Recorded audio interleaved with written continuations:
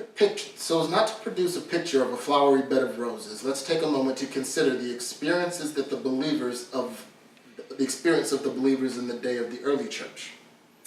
They were arrested, thrown in prison, beaten, tortured, rejected by family, betrayed by friends, crucified, set on fire, sent to Colosseums where they would fight wild animals and sometimes unarmed for the amusement of the masses. None of that sounds restful.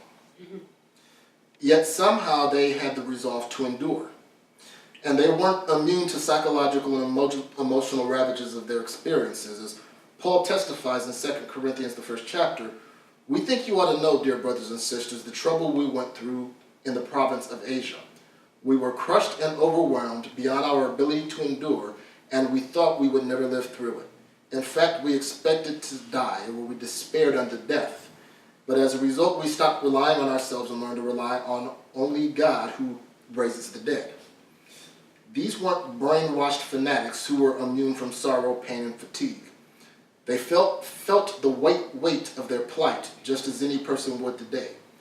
Facing potential persecution on a daily basis, these believers woke up each morning and continued their work because they were partnered with a God who provided rest that strengthened and revitalized them.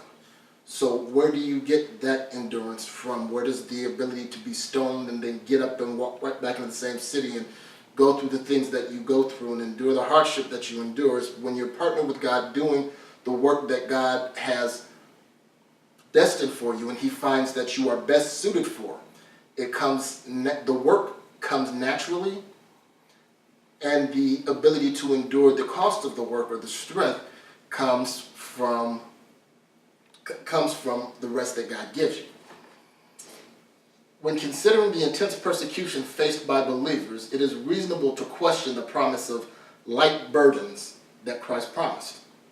The simplest answer to this question is that the simplest answer to this question is that the burden of persecution is not the burden that Christ was referring to. In other words, Christ says, my burden is easy. Well, none of that stuff sounds easy, but he wasn't talking about a burden of persecution. He was talking about, remember the context of the promise. Christ was referencing the burdens of the spiritually abusive community of that day that were lumped on people in order to have a right standing with the community and by extension in that day with God.